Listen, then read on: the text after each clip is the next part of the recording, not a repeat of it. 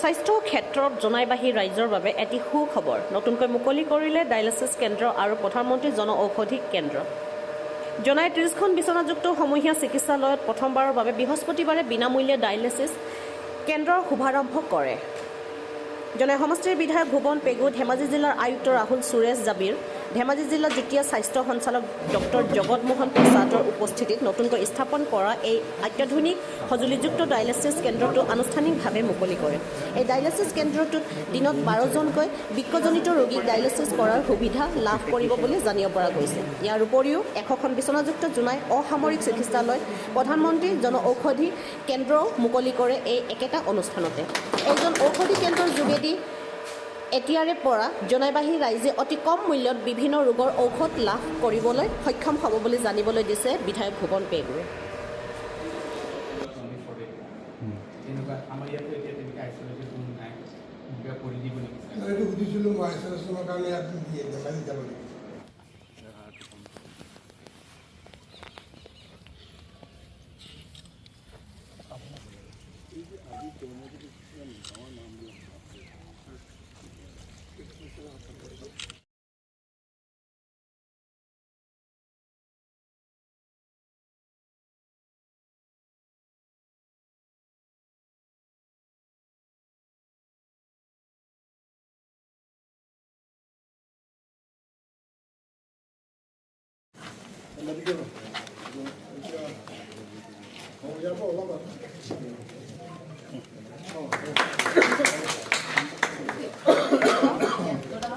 আজি আমাৰ জোনাই ইয়াতে সমজিলাৰ চিভিল হস্পিটেলত ইয়াতে আমি ডায়ালিচিছ চেণ্টাৰ আৰম্ভ কৰিলোঁ।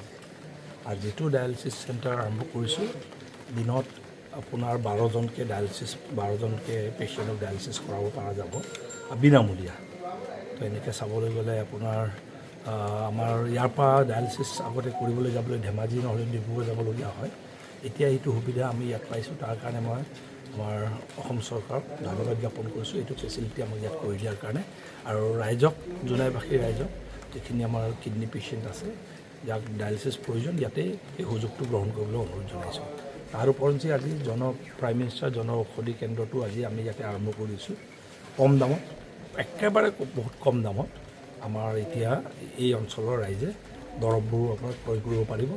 আৰু আমি যিজনে দায়িত্ব লৈছে তেখেতক আমি ইয়াতে অলৰেডি কৈ দিছোঁ, চব ধৰণৰ দৰৱ ইয়াত পাব পৰা কৰি দিব লাগে আৰু কম দামত চব ধৰণৰ দৰৱ পাব। আৰু সেইকাৰণে ইয়াত যিমান পেচেণ্ট আহে আৰু ইয়াত নহাখিনিকো এই আপোনাৰ প্ৰাইম মিনিষ্টাৰ জন ঔষধি কেন্দ্ৰৰ সুযোগটো, কম দামৰ দৰৱ, ভাল দৰৱ, ইয়াৰ সুযোগটো গ্ৰহণ কৰিবলৈ অনুৰোধ জনাইছোঁ।